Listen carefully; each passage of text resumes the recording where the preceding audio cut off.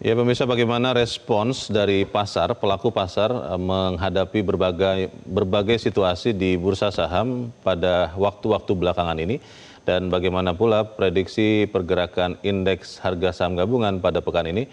Kita telah terhubung bersama Chief Economist Trimegah Sekuritas Indonesia, Fahrul Fulvian. Mas Fahrul, selamat pagi. Iya, selamat pagi Mas Leonard. Apa kabarnya?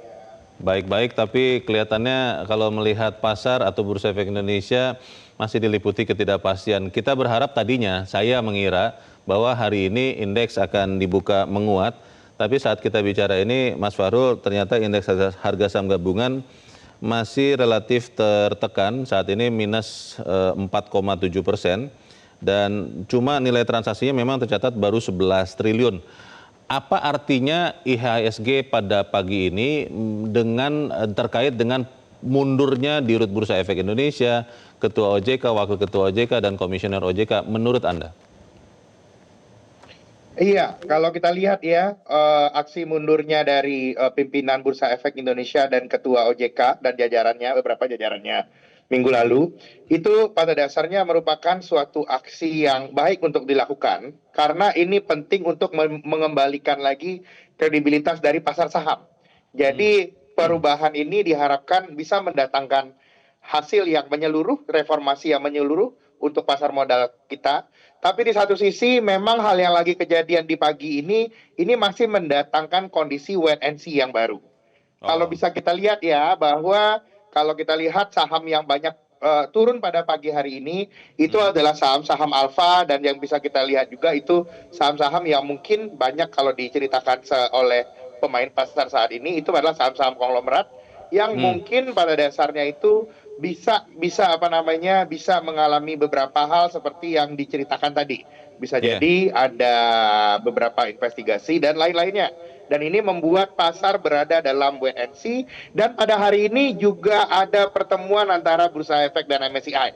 Pasar saat ini berada pada kondisi wait and see dan semua menunggu hasil.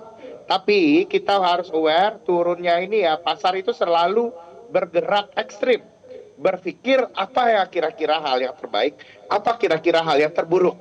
Dan kondisi saat ini gara-gara masih berbagai macam pertemuan dan kita masih menunggu statement teknis dari Kepala OJK yang baru, pasar saat ini berada dalam kondisi yang wait and see. Ini sama kita lihat. Kalau mau positif, saya harapkan hasil dari pertemuan dengan MSCI dan statement akan langkah-langkah konkretnya dari Kepala OJK yang baru dan Direktur Utama Bursa yang baru diperlukan.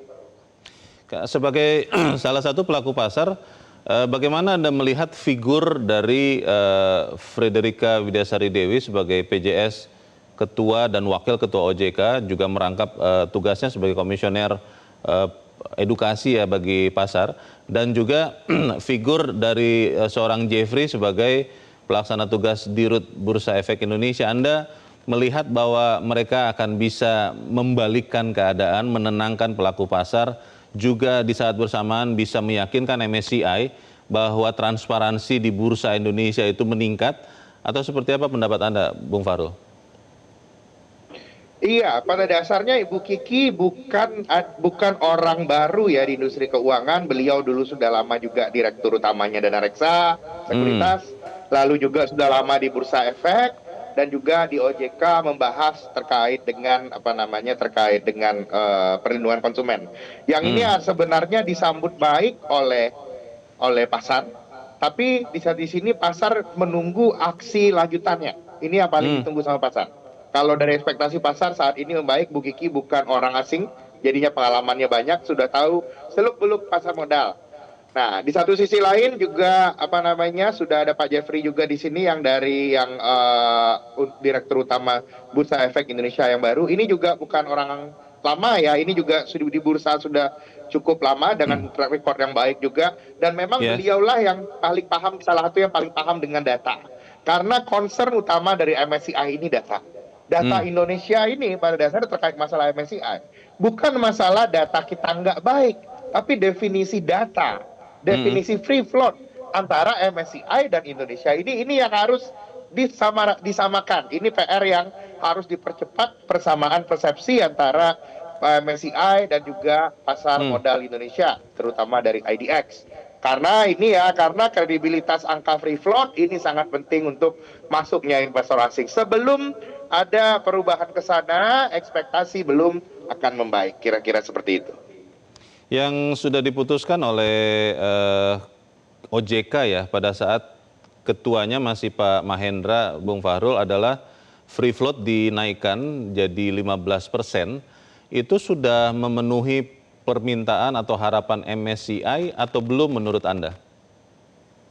Kalau saya rasa itu baru sebagian ya, karena yang paling dipermasalahkan MSCI sebenarnya adalah tentang transparansi.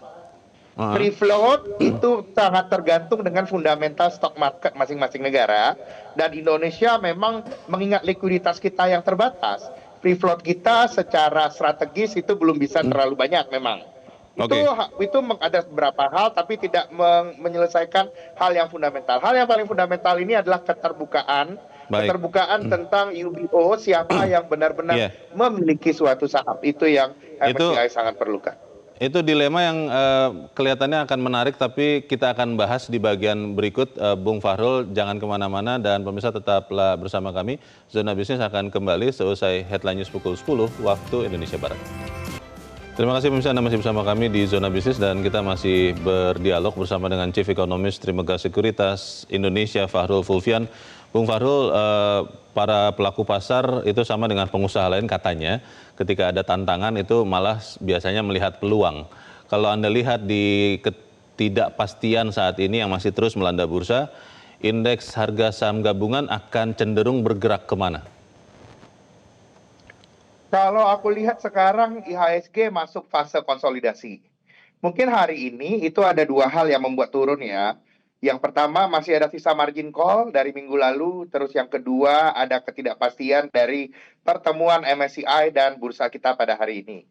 Jadi saya melihat dengan turunnya IHSG seharusnya dalam 2-3 hari ke depan itu bisa menjadi excellent buying opportunity, karena kemungkinan besar dari ketidakpastian itu akan ada beberapa news yang bisa muncul, yakni yang pertama itu terkait dengan data dari PDB kita.